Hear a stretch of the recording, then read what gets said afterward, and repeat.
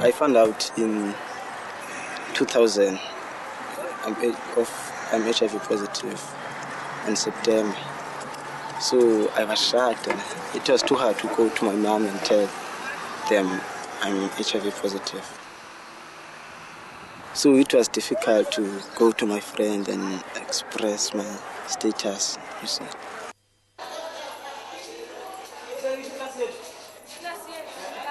I was afraid because I don't know either you are informed or not informed about HIV and AIDS. If they're gonna discriminate me. The stigma will only be stopped if in our classes, all teachers, he doesn't teach maths or science only. He teaches life skill. He teaches one class on HIV, AIDS, in a preventative way. That is where people are open, where the discussions start talking. And that is a way that the school can move forward.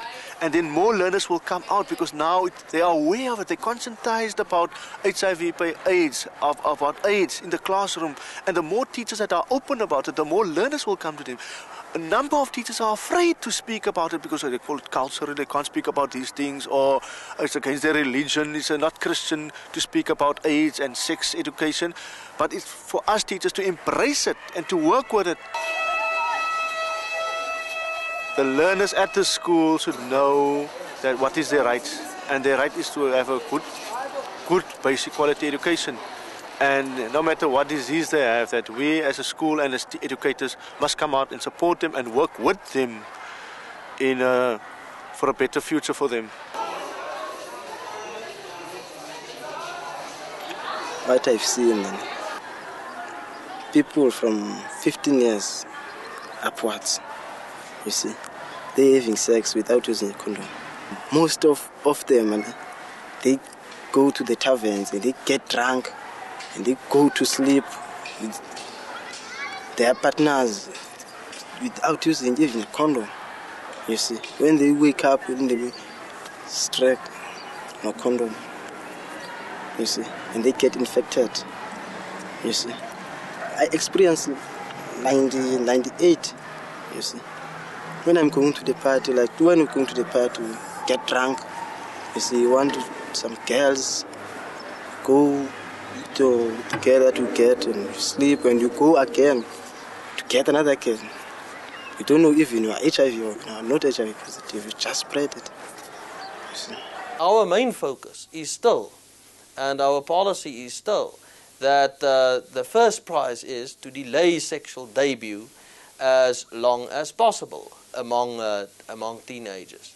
And if we speak about the moral regeneration of our country, our president has mentioned it, we should also think about that in our whole approach as far as HIV/AIDS education is concerned. It is not acceptable that there is such a massive sexual activity going on in our schools. That's not acceptable. That is not as it should really be. We do not want to have condom distribution on a massive scale in our schools. We do not want the impression to be created that sexual activity is part and parcel of everyday school life, that is acceptable, and the only thing that we must do is to manage it. The other problem is, of course, that teenagers tend to experiment. And if we have, for instance, condom machines now in the bathrooms and so on, we do believe that that it could be counterproductive. Sexual intercourse yenzeka naphi na khona inoyijika lonto leyo. Sohlala siyenza isex. Sifuna icondom ezikolweni zethu. Into esifunayo sifuna zinikwe abafundi, student bakwazi ukusebenzisa icondom, basebenzise i-safety sex, because xa sinikwa icondom ezikolweni into zokwenzeka sizokhuseleka sisonke xa sisenza isex. So siyacela ukuba sizinikwe icondom ezikolweni zethu. The department as a whole are not yet comfortable about HIV and AIDS coming out open. You know, they will send posters out. But I'm I'm here, I'm saying to them, I went to them and said, listen, train the whole staff. And the staff in question will train their classrooms, they teach their learners. So they must go out and teach their class about HIV/AIDS. So you can't just take 1-2 principals. You take the whole staff and work with them for a weekend, and spend money on it. You are trying to educate about condoms at schools because our teachers are not well educated about HIV and AIDS. You see, what we want to have classes of HIV and AIDS two times a week. What is needed for the teachers is that they need to be educated about the HIV and AIDS itself, the developments, what's taking place around the HIV/AIDS today, so that they are able to disseminate the information to the students. I mean, we need that kind of education, you see, so that because even the teachers, we are losing the cream of the crop because even the teachers are dying of AIDS. How much more when it comes to young children?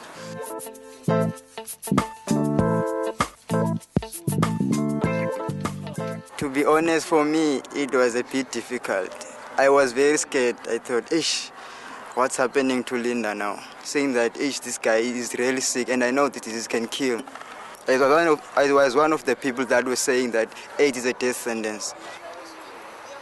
So this disease can be treated. Although it cannot be cured, it can be treated. If you know how to survive with it, then... So we want to teach them about it. Some of the students, they are given the wrong information by their parents. Like, I remember asking one of these boys, like, can you hug someone with HIV? Then he said no. Then I asked him, can you kiss him? He said no. Then I asked why. He said he will get infected. Then I asked, who told you that? Then he said his parents did tell him that.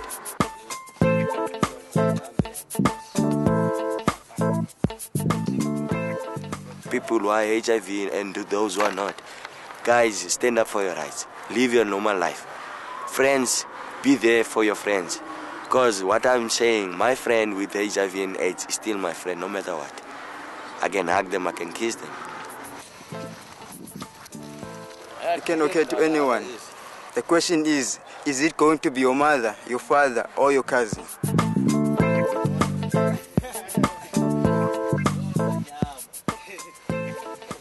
Life is get easier. Like me, you see, I've told you I'm not using a tablet, but you see, I'm healthy because I speak about it. You see, I break the silence. You see, and I'm happy. Nothing wrong with me.